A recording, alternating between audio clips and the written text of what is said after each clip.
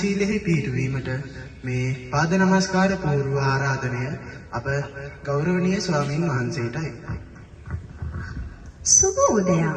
නායක තෙරවර ප්‍රමුඛ තේරාජ ආචාර්යවා මාතා පිතා රෝච සබ්බේ සිස්සාව පුම්බකංච ඕකා සච්චාමි මයා ශ්‍රී සුගත සුභද්‍රාරාම සිංහල ධම්ම පාඨශාලාස්මි දසවස සිසා හෝමි අහංකරු භාවේන අක්කමහා සංඝ නිමිත්තෙමි.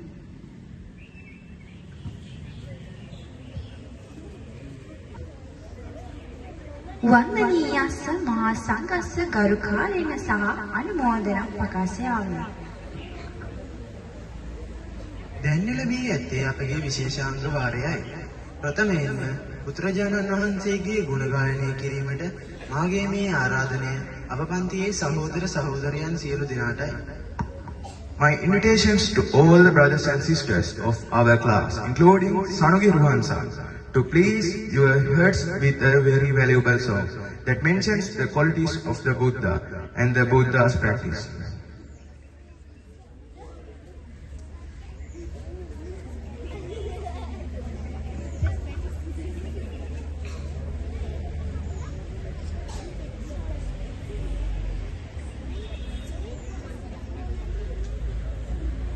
කරුතර මහා සංඝරත්නයෙන්ද ගුරු මෑණිවරුන්ගෙන්ද පියවරුන්ගෙන්ද පැමිණ සිටින දෙමාපියන්ගෙන්ද මාදායබර සොයුරියන්ගෙන්ද අවසරයි.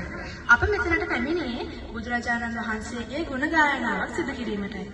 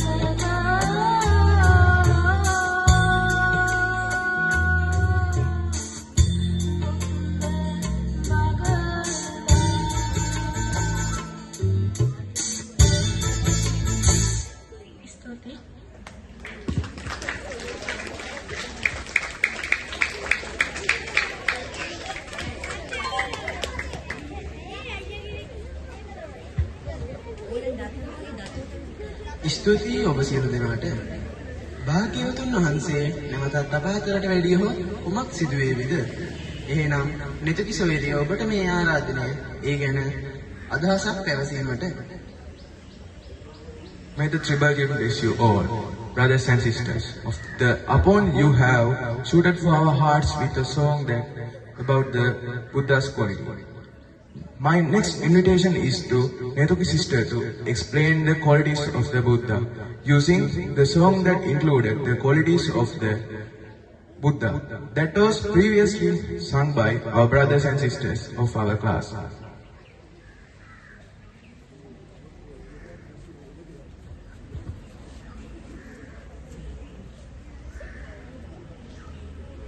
මනුසත් දෙරණේ අඳුරමක පුනරාගමනය කළ මැනවි පුනරාලෝක දෙනු මැනවි බුදුනේ බුදු පියාණනි.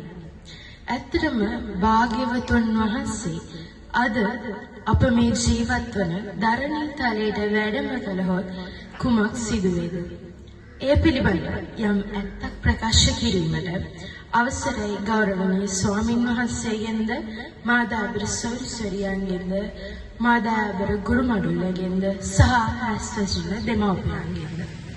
ඇත්තටම භාග්‍යවතුන් වහන්සේ අද අප අතරට වැඩම කළහොත් කුමක් සිදුවේද? හිතලා බලන්න අපි භාග්‍යවතුන් වහන්සේව අඳුනගෙන ඉන්නේ කොහොමද කියලා. අපේ පන්සලට ගියාම බුදුරජාණන් වහන්සේව අඳුරගන්නේ පිළිමේ තුලින්. පිළිම වහන්සේ තුලින් තමයි අපි බුදුරජාණන් වහන්සේව දැකගෙන ශ්‍රද්ධාව උපදවගෙන වන්දනා කරන්නේ. ඇත්තටම අපි බුදුරජාණන් වහන්සේව හඳුනාගත යුත්තේ එසේද? නෑ. මීට අවුරුදු 2500කට 600කට කලින් සුද්ධෝදන රජතුමාට සහ මහා මායාට දේවියට දාව උපන් සිද්ධාර්ථ කුමාරයා වසර 6ක් දුෂ්කර ක්‍රියා කොට බුද්ධත්වයට පත් වුණා. අපි ඒ කතාව අහලා තියෙනවා. නමුත් එහෙමද අපි භාග්‍යවතුන් වහන්සේව හඳුනා ගන්න ඕන. එහෙමත් නැත්නම් රස්වලල්ලක් පිටවලා ඉරිතියෙන් වැඩම කරන ස්වභාවයක් ඇති කෙනෙක් විදිහටද අපි බුදුරජාණන් වහන්සේව අඳුර ගන්න ඕන. නමුත් ಭಾರತೀಯ සමාජයේ බුදුරජාණන් වහන්සේව අඳුරගත්ත කට්ටිය හිටියා. අඟුලිමාල කතා පොතේදී අඟුලිමාල කඩුව අරගෙන එක ඇඟිල්ලක් ඔයාලා දන්නවනේ ඒ කතාව අහලා තියෙනවනේ මම. අඟුලිමාල එක ඇඟිල්ලක් ඌමනා ඕන නිසා තමයි බුදුරජාණන් වහන්සේව ඝාතනය කරන්න ඉන්නේ. නමුත් අඟුලිමාලට ඒ වෙලාවේ බුදුරජාණන් වහන්සේ කෙනෙක් තමයි තමන්ගේ ඉදිරියෙන් වැඩම කරන්න කියන අදහස තිබුණේ නැහැ. ඒ වගේම තමයි සුප්‍රබුද්ධ රජතුමා.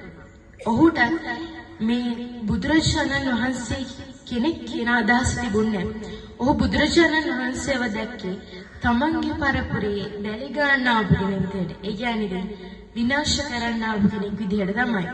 ඔහු විශ්වාස කරේ නිගණ්ඨනාථ පුත්ත ඒ වගේම අන්‍ය ආගමික තීරකයන් සහ මිත්‍යා මතධාරී.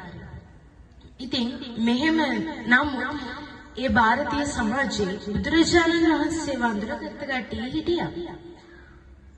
ඒ අඟුලිමාල කතා පොතේදී බුදුරජාණන් වහන්සේ මම නැවතිලා ඉන්නේ ඔබ නැවතී සිටින්න කියනකොට අඟුලිමාල බුදුරජාණන් වහන්සේ වඳුරගත්ත නේද?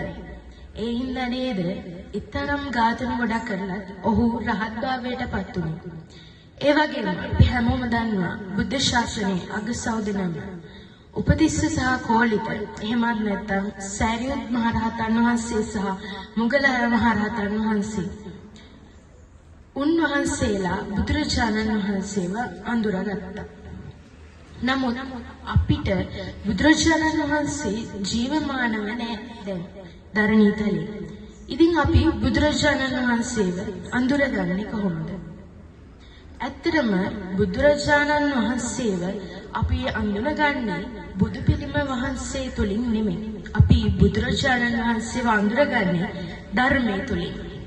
බුදුරජාණන් වහන්සේ දවසක් වක්කලි හිමියන්ට දේශනා කරනවා මාව හඳුනාගන්නේ මගේ රූපය තුලින් නොවේ මා දේශනා කරන ධර්මය තුලින් කියලයි. ඉතින් අපිට බුදුරජාණන් වහන්සේව අඳුර ගන්න පුළුවන් හැමතිස්සෙම බුදුරජාණන් වහන්සේ අපිත් එක්කම තමයි. නමුත් අපිට අඳුර ගන්න පුළුවන් බෑ. ඇයි?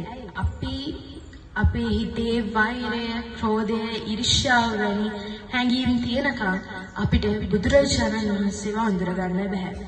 අපේ හිතේ වෛරය, ක්‍රෝධය, ඊර්ෂ්‍යාව නැති කරපු දාට අපිට පුළුවන් බුදුරජාණන් වහන්සේව අඳුර ගන්න. ඉතින් බුදුරජාණන් වහන්සේව අඳුර ගන්න අපි හැමෝම උත්සාහ කරන්න ඕනේ. මොකද එතකොට තමයි අපේ මේ සංසාරේ අවසානයක් තියෙන්නේ.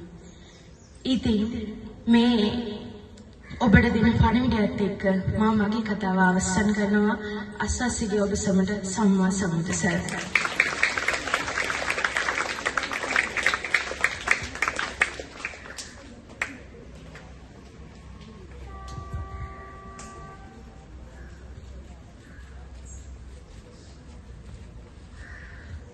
ස්තුතියි සොයුරියනි. අපගේ විශේෂාංග වාරය මෙයින් අවසන් වේ. වෙනදා මෙන්ම අදත් අපට හරවත් වූ අනුශාසනාවක් සිදු කිරීමට මේ ආරාධනය ගෞරවනීය ස්වාමීන් වහන්සේටයි. Thank you, sister. This is ඔබ සැමට සම්මා සම්බුදු සරණයි. my worshipful thanks for the Thero for giving us advice. ඒතම් පුවන් දුම්මකාස නියාමෝ වෙති.